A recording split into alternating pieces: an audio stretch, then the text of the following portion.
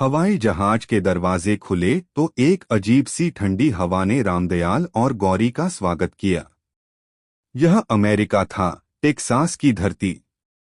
Airport की भीड़, तेजी से चलते लोग, टेक्नोलॉजी से सजी हर दीवार, सब कुछ उनके लिए नया था। रामदयाल ने गौरी की तरफ देखा। दोनों की आंखों में एक ही सवाल तैर रहा था, क्या हम वाकई अपने बेटे के घर पहुंच गए? बाहर प्रतीक्षा में खड़े उनके बेटे अमित और बहू नीरा नजर आए, लेकिन गले लगने वाली वो गर्माहट जैसे कहीं छूट गई थी। नीरा ने औपचारिक सा नमस्ते किया और अमित ने मुस्कुराकर सिर हिलाया।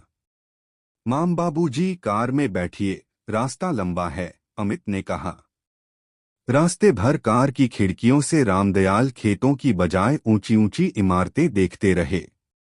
गौरी ने एक रजाई अपने घुटनों पर रखी थी, जो वो अपने पोते के लिए लाई थीं, सिलाई खुद अपने हाथों से की थी।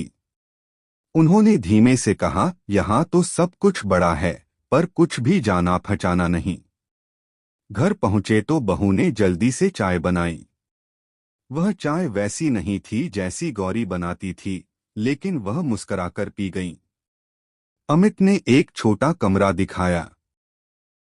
आप दोनों के लिए यही रहेगा, जरूरत हो तो आवाज देना। उस कमरे की खिड़की से बाहर एक छोटा सा लॉन दिखता था, लेकिन कोई तुलसी का पौधा नहीं। गौरी ने चुपचाप अपने पर्स से एक छोटा गमला निकाला और खिड़की के पास रख दिया। उन्होंने कहा, जहां तुलसी होगी वहीं घर होगा। शुरू के कुछ दिन नए माहौल को समझने में लगे। बाहर जाना हो तो बहू से पूछना पड़ता। खाना भी अपने समय से नहीं, उनके हिसाब से बनता। एक दिन जब गौरी ने रसोई में चाय बनाने की कोशिश की तो नीरा ने टोक दिया, मम्मी जी, किचन में बिना पूछे मत आइए, हाइजीन का ध्यान रखना पड़ता है। रामदयाल ने अपने बेटे की ओर देखा, पर वो अखबार में आंखें गड़ाकर बैठा रहा। उस रात गौरी बहुत देर तक चुप रही। जब रामदयाल ने पूछा तो वो बस यही बोली, शायद अब माँ भी मेहमान हो गई है। एक दिन अमित और नीरा ने कहा कि उन्हें किसी पार्टी में जाना है और रामदयाल गौरी घर में अकेले रहेंगे। दरवाजा बंद हुआ और दोनों बहुत देर तक सोफे पर बैठे रहे।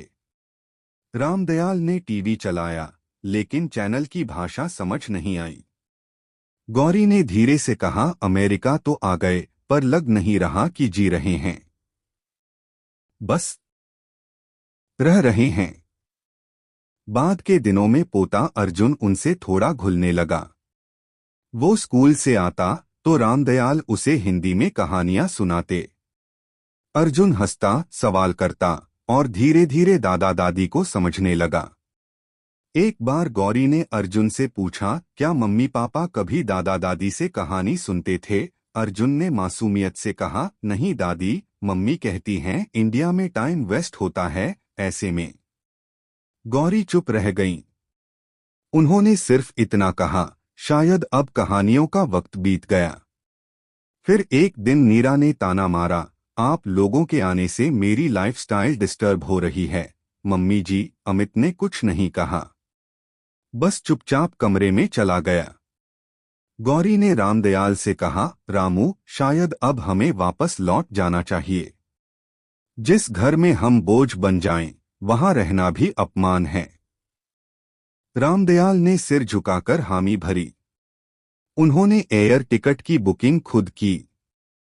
जब लौटने का दिन आया तो पोते ने रोते हुए कहा, दादी, आप फिर आओगे ना? गौरी ने उसे अपनी वही रजाई दी और कहा, जब तुम्हें सर्दी लगे, ये रजाई ओढ़ लेना। उसमें मेरी ममता भरी है।